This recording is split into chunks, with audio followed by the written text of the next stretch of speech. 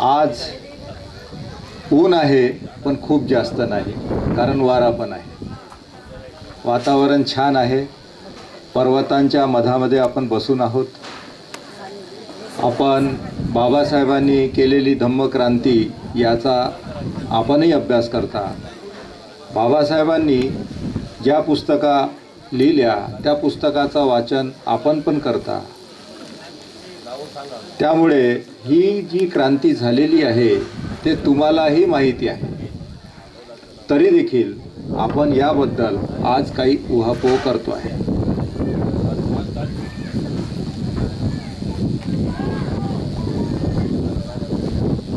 काही गोष्टी बाबासाहेबांनी ज्या सांगितल्या ती धम्मक्रांती बाबासाहेबांना अपेक्षित आहे असं म्हणण्यापेक्षा ती बुद्धांनाच तशीच अपेक्षित होती. जशी बुद्धांना अपेक्षित होती तशाच प्रकारचा धम्म बाबासाहेबांनी आम्हाला दिला. बुद्ध आणि त्यांचा धम्म या ग्रंथाचं नाव तुम्ही जर बघितलं तर त्या ग्रंथाचं नाव काय आहे? बुद्ध. आणि कोणाचा धम्म? त्यांचाच धम्म, बाबासाहेबांचा नाही. ही क्रांती मग कोणाची? बुद्धांनी केलेली जी क्रांती आहे, जी त्यांनी समजावून सांगितली, तीच तशाच प्रकारचा धम्म तुम्हा आम्हाला सांगितला. त्याच्यात काही कालानुरूप बदल करावा लागतो. अशी मुभा कोणी दिली? बुद्धांनीच दिली. त्यामुळे ते देखील बदल कोणी सांगितलेला आहे? बुद्धांनीच सांगितलेला आहे. त्याला बुद्धिमान लोक कालानुरूप बदल करत असतात. उदाहरण तुम्हाला सांगतो. उपासकांना दीक्षा देण्याची पद्धत बुद्धाच्या काळात नव्हती. त्यांनी प्रचार करण्याकरता जी पद्धत अवलंब केली ते भिक्षू निर्माण करून केली होती. बाबासाहेबांनी उपासकांना देखील धम्मदीक्षा दिली. कारण काय व्हायचं की दीक्षा दिल्याशिवाय उपासक लोकांना असं वाटायचं की आम्ही तर धम्मातच नाही आहोत. धम्माचं काम कोणाचं आहे? भिक्षू लोकांचं आहे. ते लोक धम्माचा प्रचार करतील, आमचं काय? कधी इकडे कधी तिकडे. यामुळे धम्माला योग्य लोक, म्हणजे ज्यांचा आता सर्व धर्मामध्ये काही प्रक्रिया असते ज्यातून हे निश्चित होते की हा माणूस हा धर्माचा आहे आणि तो दुसऱ्या धर्मामध्ये जाणार नाही. ख्रिश्चनमध्ये 32 होतो, मुसलमानांमध्ये पण काही प्रक्रिया होते. अशाच प्रकारे ब्राह्मणांमध्ये तर देखील उपनयन संस्कार वगैरे होते. अशाच प्रकारे आम्हाला बाबासाहेबांनी दीक्षाचा एक संस्कार करायला किंवा दीक्षाविधी करायला आपल्याला सांगितलं. आणि ती अत्यंत साधी सुधी आहे. म्हणजे त्याच्यात काही पुरोहिताची गरज नाही पडत. बाबासाहेबांनी जेव्हा आम्हाला दीक्षा दिली तेव्हा आमच्याकडे दीक्षा देण्याकरता भिक्षूची गरज नव्हती. कारण बाबासाहेबांनी स्वतःच आम्हाला दीक्षा दिली आणि ते म्हणाले की यापुढे उपासकांनी म्हणजे दरेकाला दीक्षा देता येते, भिक्षूची आवश्यकता नाही. हे लक्षात आलं? बदल कसा होतो? बाबासाहेबांनी केलेला बदल कसा आहे? आणि जी दीक्षा आपल्याला दिली नागपूरमध्ये आणि चंद्रपूरमध्ये ती एक संस्थेने दिली. त्या संस्थेचं नाव काय असेल? The Buddhist Society of India. नाव कसं असते? तुमचं नाव नरेश असेल तर त्याला इंग्लिश ट्रान्सलेशन करतात का? नरेशच राहते, हे की नाही? तशाच प्रकारे जे नाव असते त्याचा अनुवाद होत नाही. त्याचं नाव आहे दी बुद्धिस्ट सोसायटी ऑफ इंडिया. त्याचं नाव काय आहे? दी बुद्धिस्ट सोसायटी. सोसायटी म्हणजे लोक. सोसायटी म्हणजे लोक. आणि जे बुद्धिस्ट लोक आहेत त्यांची ती सोसायटी आहे. त्यांचा अध्यक्ष कोणी निवडायला पाहिजे? लोकांचा अध्यक्ष कोण असेल? लोकांनी निवडायला पाहिजे. इलेक्शन व्हायला पाहिजे, है की नाही? संस्था आहे. ह्या सर्व पद्धती बाबासाहेबांनी दिल्या आणि त्यातून आम्ही धम्माचा प्रचार प्रसार करण्याचा देखील काम कोणावर सोपवलं? दी बुद्धिस्ट सोसायटी ऑफ इंडिया. दान गोळा करण्याचं काम कोणाचं? जे धम्म प्रचार प्रसारासाठी मिळकतीचा 20वा भाग सांगितला दीक्षाभूमी नागपूरला, ते कोणाला द्यायचं आहे? संस्थेला द्यायचा आहे, व्यक्तीला कधीच नाही. पैसा बुद्ध असो किंवा बुद्धाचा कोणी अनुयायी असो, संपत्ती कुठे जाते? जे संस्था असते, बुद्धाच्या काळात कोणती संस्था? भिक्षूंची. बुद्धाला देखील दिलं काही दान, ते कुठे जायचं? संघामध्ये जायचं. त्याच प्रकारे मिळकतीचा 20वा भाग आला ते कुठे जाणार? संस्थामध्ये जाणार. आता ती संस्था नाही आहे तर काय करावं? किंवा बरोबर नाही आहे, कारण इलेक्शनमधून अध्यक्ष निर्माण होत नाही, संविधानानुसार काम होत नाही, है ना. जे भारतीय दी बुद्धिस्ट सोसायटी ऑफ इंडिया आहे त्याच्या संविधान आहे, त्या संविधानानुसार काम होत नसेल तर ते आपण आग्रह केला पाहिजे की संविधानानुसार काम झालं पाहिजे. आता इथे येणार होते राजरतन आंबेडकर. आता नाव फक्त त्यांचं आंबेडकर असल्यामुळे तुम्ही आम्ही महत्त्व देतो, पण असं बुद्धाच्या धम्मामध्ये आडनावावरून परिवारावरून काही महत्त्व नसते. बुद्धांनी स्वतः धम्मामध्ये स्वतःला महत्त्वाचं स्थान दिलं नाही. बुद्ध स्वतः व्यक्तिपूजा करायला लावत नव्हते, ते कोणाची व्यक्तिपूजा करत नव्हते, आणि त्यामुळे बुद्धाचा धम्म हा निराळा आहे. हा व्यक्तिसापेक्ष धम्म नसून हा तत्वसापेक्ष धम्म आहे. म्हणजे आम्ही सिद्धांताला वर, व्यक्तीच्या वर पकडतो. जसं भारत देश जो चालतो ना, हा काही व्यक्तीनुसार चालत नाही. तुम्ही म्हणत असाल की तुमच्या मताचा भारत आहे, तुमच्या मतानुसार चालेल कारण तुम्ही मत लावता, तुमच्या मताने भारत देश चालत नाही. भारत देश संविधानानुसार चालते, कारण भारतातले जे मत देणारे लोक आहेत ना, त्यांना शिक्षणच नाही आहे. देश कसा चालवायचा याचं शिक्षण नसेल, त्यांना शिक्षणापासून दूर ठेवलं गेलं. आणि म्हणून इथला बहुसंख्य जो माणूस आहे, जास्त संख्येने जो माणूस आहे, तो देश चालवण्याच्या लायकीचा नाही. त्यामुळे तो फक्त आपल्यापैकी जो त्याचा प्रतिनिधी असतो, त्यांना असं वाटते की तो आमचं प्रतिनिधित्व करेल, त्याला आपण संसदेमध्ये पाठवतो. बरोबर आहे? संसदेमध्ये मग तुम्हाला वाटेल की त्याच्या मताचं सरकार आहे. संसदेमध्ये त्याचं मत चालत नाही. त्याला देखील तेच मत, त्याचं मत जर संविधान संगत असेल तर त्याचं मत मान्य, संविधान विसंगत असेल तर कॉन्स्टिट्यूशन बेंच फेकून देते त्याचं मत. म्हणजे पार्लिमेंटनुसार आपण शासित नाही आहोत. आम्ही लोकानुसार शासन चालवत नाही.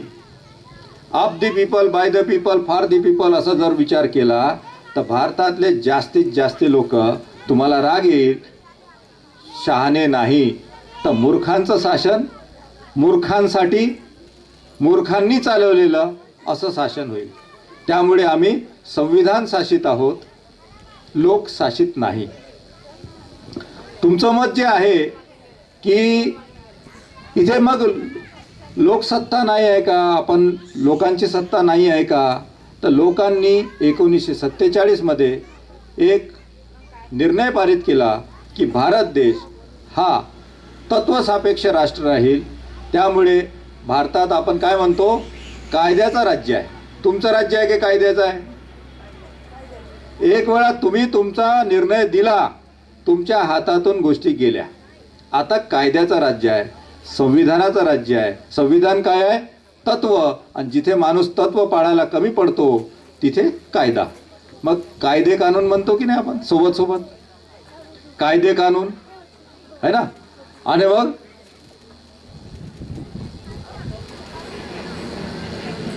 नीती नियम पण शब्द वापरतो की नाही? नीतीनुसार हा राष्ट्र चालणार आहे. आणि नीती म्हणजे काय? धम्म. बाबासाहेबांची बघा, धम्माची व्याख्या जे बाबासाहेबांनी बुद्धांकडनं घेतली, ती नीती म्हणजे धम्म आणि धम्म म्हणजे नीती. किती सोपं आहे. नीती म्हणजे काय? एका माणसाचा दुसऱ्या माणसाशी जेव्हा केव्हा व्यवहार येतो तेव्हा नीतीला तुम्हाला स्थान द्यावे लागेल. म्हणजे भारतात माणूस दुखी आहे. कशामुळे दुखी आहे? अनेक अभ्यासक सांगतात की तृष्णेमुळे भुकी आहे. दुखी आहे. तृष्णा कोणाची? दुखी कोण? तृष्णेत कोण आहे?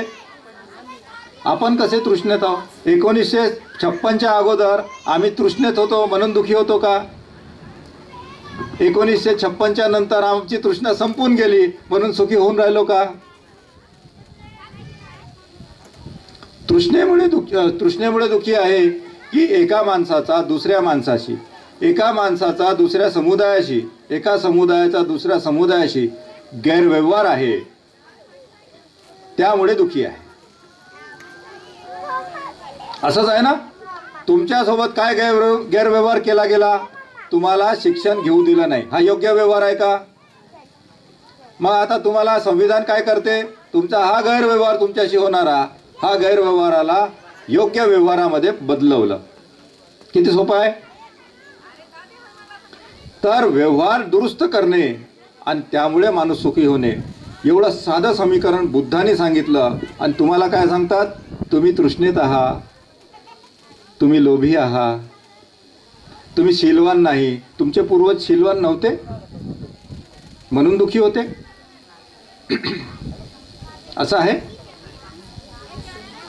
तुमचे पूर्वज चोर होते, व्यभिचार करणारे, खोटं बोलणारे.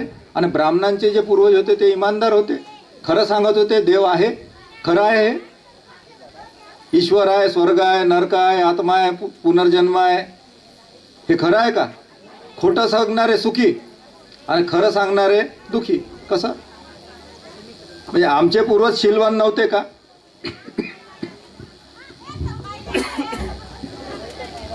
म्हणजे याचा अर्थ काही वेगळी गोष्ट आहे. आणि ती वेगळी गोष्ट शोधून काढली कोणी?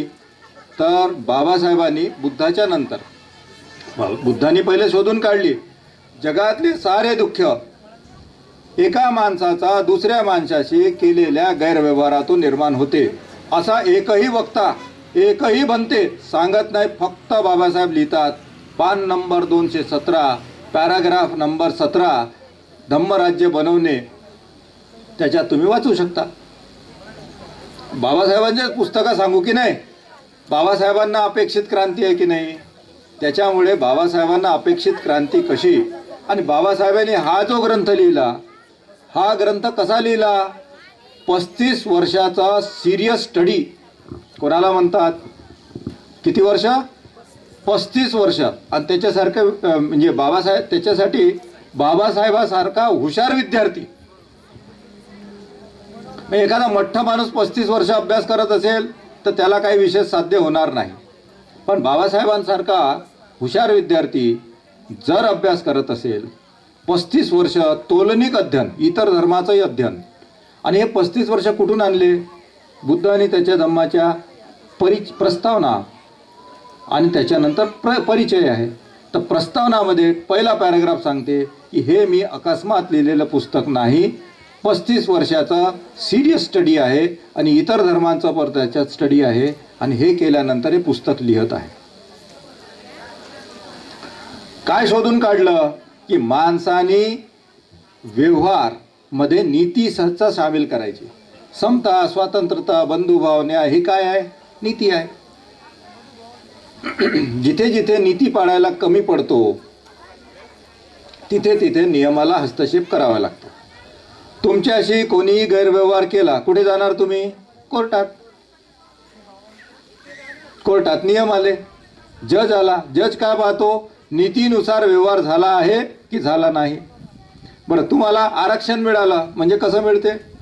कोणी काय डिमांड केली म्हणजे आरक्षण मिळते का? नीती आहे समतेची. सर्वांना समान संधी मिळाली पाहिजे. समान संधी मिळत नसेल तर समान संधी ही नीती आहे. ही नीती जपण्याकरता मग नियम करावे लागतात. मग नियम केला गेला. नियमानुसार तुम्हाला संधी मिळत नाही आहे, तुमच्याशी भेदभाव केला जातो, म्हणून तुम्हाला रिझर्वेशन मिळत राहील. मग अशी गाणं गायलं एकानी, पहिले विषमता हटवा, नंतर मग आरक्षण हटवा. बरोबर? अशी ही जी नवीन जी पद्धती आहे, बाबासाहेबांनी जी आकलन केली, जे आजपर्यंत भन्ते लोकांच्या आकलनात आली नाही, आजही भंते काय सांगतात, या जन्मात तुम्ही पुण्य करा, पुढचा जन्म तुमचा चांगला होईल. त्यांनी 84 लक्ष जन्म शोधून काढले. किती विद्वान आहेत भंते तुम्हाला माहीत झालं. म्हणजे ज्या ज्या चिखलातून आम्ही निघून आलो, पुनर्जन्माच्या भाकडकथा आम्ही सोडल्या, त्या पुनर्जन्माच्या भाकडकथा अभ्यास न करणारे भंते लोक सांगत राहतात.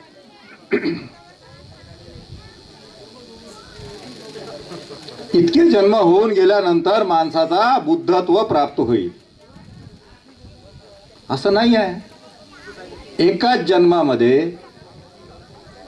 जन्मामध्ये बघा, मी इथे वक्ता आहे आणि मला माझं स्वातंत्र्य आहे की नाही आहे. मग हे स्वातंत्र्य, बुद्धी स्वातंत्र्य कोण देतं? बुद्धांनी बुद्धी स्वातंत्र्याला फार महत्त्व दिलेलं आहे. का महत्त्व दिलं आहे? बुद्ध अकारण काहीच करत नाही. बुद्धी स्वातंत्र्यामुळे माणसाची बुद्धी विकसित होते. हे देखील वाक्य बुद्धांनी त्याच्या धम्मात लिहिलेलं आहे.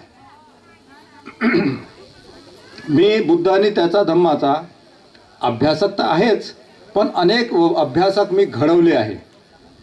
आणि मला जे म्हणायचं आहे आणि ज्याला कोणाला मला म्हणजे एक तर मी भाषणाला दुजोरा देत नाही, मी चर्चेला दुजोरा देतो. कारण मी जिथे चुकलो तिथे तुम्हाला प्रश्न विचारता आला पाहिजे आणि मग त्याचं स्पष्टीकरण तुम्हाला मागता आला पाहिजे. पण हे अशी जी पद्धत जी आपल्यात सुरू आहे ही बौद्ध पद्धत नाही. बौद्ध पद्धत कशी आहे? वज्जी लोकांसारखी आहे. वज्जी लोक काय करतात? जे लोक वारंवार बैठका घेतात. बैठका कशा घेतात? संसदीय बैठका होतात. संसदेमध्ये तुम्हाला प्रश्न मांडायचा असेल ना, तर ते अध्यक्षाकडे विनंती करावी लागते की मला हा प्रश्न मांडायचा आहे. अध्यक्षाच्या परवानगीने प्रश्न मांडला जातो. असं कोणी उठसूट बोलू शकत नाही. बरं, विरोधही करायचा आहे ना, तर संधी मिळते. हा प्रस्ताव आलेला आहे, यावर आपला विरोध आहे. तर प्रत्येकांना म्हणजे विरोधकाला देखील तिथे परवानगी असते. की चांगली गोष्ट आहे. आणि विरोध कशासाठी? मुद्दा चुकत आहे, देश चुकीच्या दिशेने जाऊ नये म्हणून तो देशाचा विरोध नाही आहे, त्या मुद्द्याचा विरोध आहे. आणि तो असा न करता असं केला पाहिजे असं सांगण्याकरता आहे. खरं तर तो कोणाचा दुश्मन आहे का विरोधक? तो दुश्मन नाही. ते जे समर्थक आहे त्यांचे ते मित्र आहे. तुम्हाला असं संसदेमध्ये दिसलं असेल की विरोधी पक्ष देखील सत्ता पक्षवाल्यांसोबत गळ्यात हात टाकून चहा प्यायला जातात. ते पार्लिमेंटमध्ये दोघंही बंधू आहेत, दोघंही एकमेकाचे वैरी नाही. ही जी संसदीय प्रणाली आणली ना बाबासाहेबांनी चर्चा करण्याची, आणि हा देश चर्चेने चालतो. चर्चा करून आपण एक नीती ठरवली, त्या नीतीने चालतो. नीतीला पुष्ट करण्याकरता नियम ठरवले, त्या नियमाने चालतो. ही पद्धत बुद्धाकडनं घेतलेली आहे. असं कोणाचं म्हणणं आहे? बाबासाहेबांचंच म्हणणं आहे की मी ही जी राजकीय पद्धती घेतली आहे, ही राजकीय पद्धती कुणाकडनं घेतली? बुद्धाकडनं. 1950चं भाषण आहे. बाबासाहेबांनी जे संसदेमध्ये दिलं ते संविधान जमा करताना, तेव्हा ते दिलेलं भाषण आहे की ही जी राजकीय पद्धती मी देशाला दिली आहे, आणि म्हणून बुद्धाचीच मूर्ती तुम्हाला संसदेमध्ये दिसते का? तुमचे 36 कोटी एक काही नाही दिसत. फक्त एकमेव बुद्धाचे मूर्ती संसदेमध्ये दिसेल. ते सर्व लक्षात घ्या. आणि कोणाच्याही भूलताफाला तुम्ही बळी पडू नका. तुम्हाला एक स्वतंत्र डोकं आहे, त्या स्वतंत्र डोक्याचा तुम्ही वापर करा. अनेक वर्ष एखाद्याने खोटी गोष्ट सांगितली म्हणून ती गोष्ट सत्य होते असं तुमचं म्हणणं आहे का?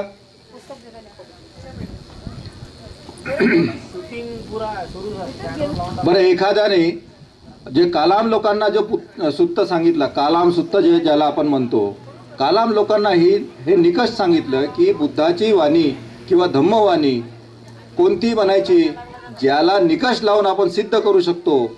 निकष लावण्याला आम्हाला मुभा आहे.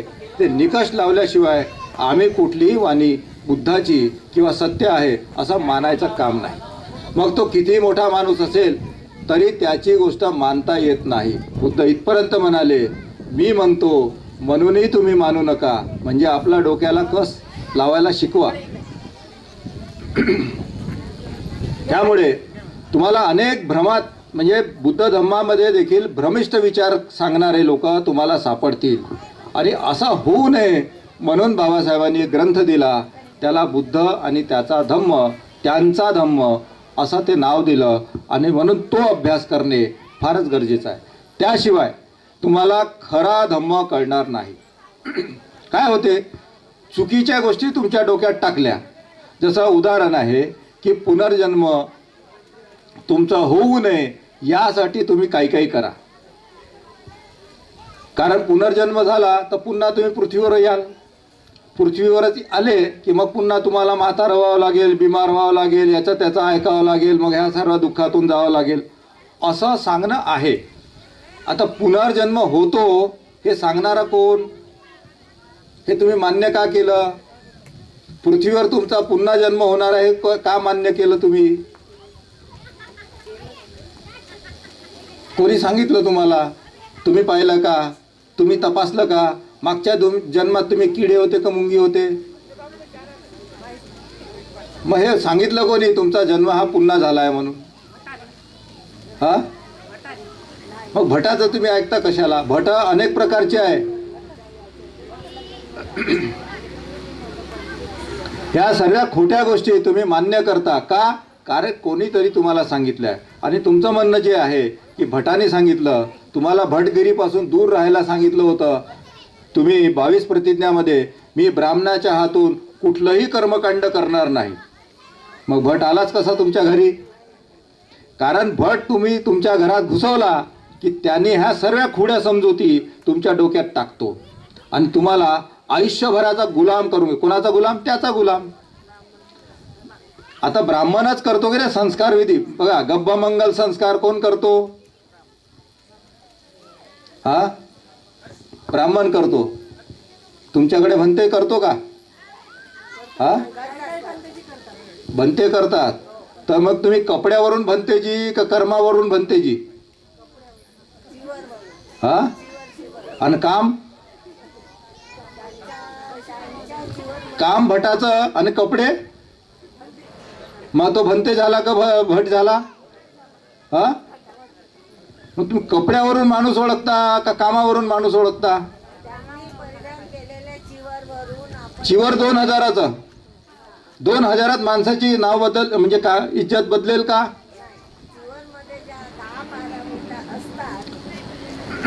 चिवरमध्ये 10 पारामिता असतात की माणसामध्ये असतात? मग तुम्ही ते बरोबर आहे ते सांगा. हा,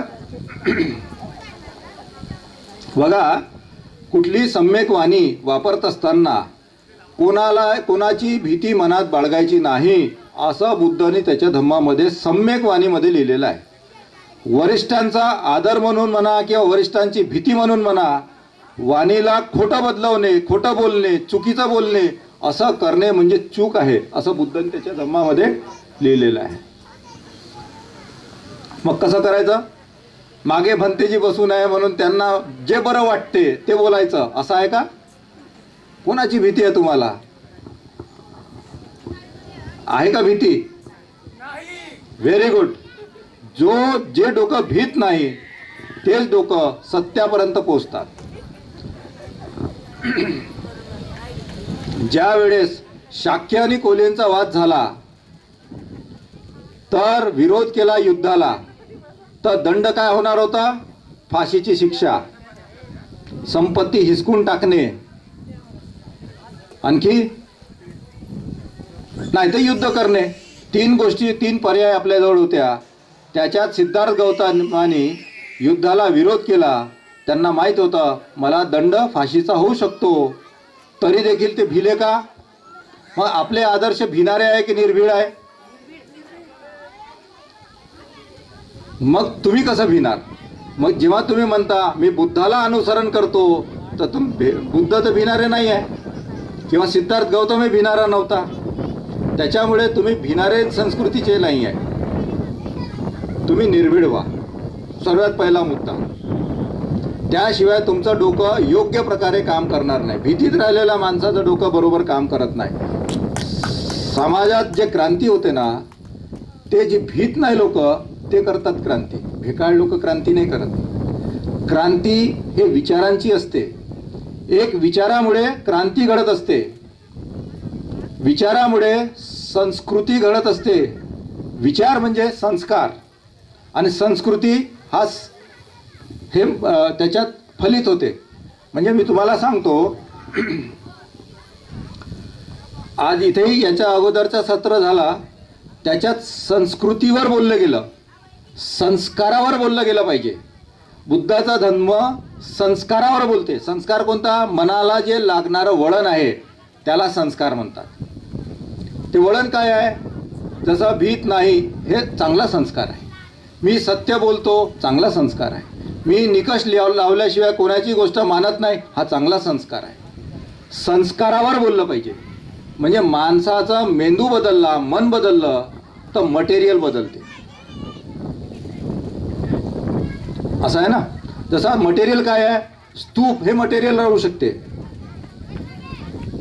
जे मंदिरं बनले ते मटेरियल आहे, पण ते कशामुळे घडले? कारण मेंदू बदललं, मन बदललं तर वस्तू बदलते. असा तुम्ही विचार करायला शिकलं पाहिजे. मग तुमचं लक्ष कुठे असलं पाहिजे? माणसाला सुसंस्कारित करण्याकरता जो धम्म आहे त्याच्यावर तुमचं लक्ष असलं पाहिजे. तुम्ही ह्या मटेरियलवर लक्ष देता की नाही, याच्यावर जास्त काम करून तुम्हाला फार उपयोग होणार नाही. तुम्हाला संवर्धन काय करायचं आहे? संस्कृती संवर्धन करायचं नाही आहे, संस्कृती जतन करायचं नाही आहे, संस्कार जतन करायचा आहे आणि संस्कार रुजवायचे आहे. संस्कार रुजला तर संस्कृतीचा विकास होतो. माइंडमुळे मटेरियलचा विकास होतो. त्यामुळे तुम्हाला जो पहिला जी गोष्ट जी आहे महत्त्वाची आहे ती आहे बौद्ध संस्काराची, संस्कृतीची नाही. संस्कृती फलित होते, ते बाय प्रोडक्ट आहे. त्यामुळे धम्म कसा असतो आणि तो कसा काम करतो हे तुम्हाला लक्षात आलं पाहिजे. आता एक उदाहरण पुन्हा घेतो तुम्हाला समजून यायला की माणसाचा हा बुद्धाचा धम्म हा एकामेकाच्या व्यवहाराशी कसा संबंध आहे. असं सांगितलं जाते की बुद्धाने 4 आर्य सत्य सांगितले. त्यालाही काही लोक विरोध करतात, काही मान्य करतात. आपण मान्य करू. त्याच्यात मग पहिलं आर्य सत्य काय आहे की जगात दुःख आहे.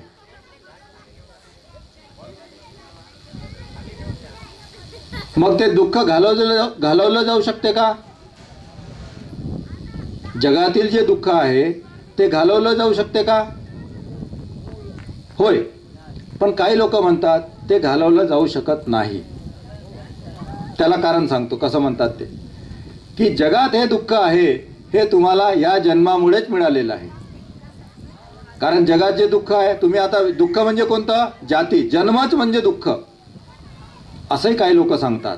कारण या जन्मात तुम्हाला आता म्हातारं व्हावं लागेल, बिमार व्हावं लागेल, मरून जावं लागेल, आहे की नाही.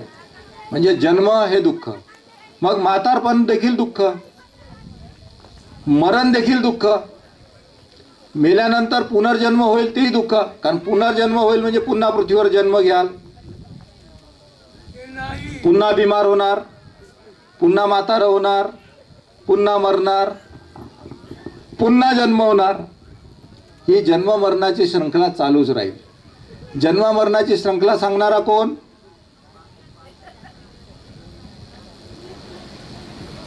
जाती, जरा, मरण, पुनर्जन्म, दुःख आहे हे सांगणारे लोक आहे की नाही? हा. मग जन्माने जे दुःख आलं त्याला मग धम्म तरी काय करणार? म्हणजे तुम्ही धम्म पाळा, म्हातारे होणार नाही. तुम्ही धम्म पाळा, बिमार होणार नाही. तुम्ही धम्म पाळा, तुम्ही मरणार नाही. असं आहे का? मग धम्म तर काहीच कामाचं नाही आहे. धम्म कोण्या कामाचं आहे? जर जाती, जरा, मरण, दुःख आहे, या दुःखावर उपचार धम्म नाही आहे, तर धम्म कोण्या कामाचा? कसं? म्हणजे धम्म तुम्ही पाळत असाल तर मरणार नाही. बुद्ध मेले की नाही मेले? बुद्ध म्हातारे झाले की नाही झाले? मग बुद्ध धम्म पाळत होते की नव्हते? मग आता कसा? मग आता हे जाती, जरा, मरण, पुनर्जन्म दुःख आहे का? हा. मग कसं दुःख आहे? म्हणजे जन्मानेच येतं, ते धम्म पाळल्यामुळे काही होऊ शकते का? बघा, एकदा हे दुःखच नाही आहे, तुम्हाला खोट्या गोष्टी सांगण्यात आल्या आहे. तुम्हाला माहिती आहे का, हे ब्राह्मणी व्यवस्था आहे किंवा हे ब्राह्मणी व्याख्या आहे. स्त्रीचा जन्म ह्या जन्मात स्त्री का झाला? कारण मागच्या जन्मात तिने पाप केले होते. ते त्यांचं म्हणणं आहे, आमचं म्हणणं नाही आहे. आपण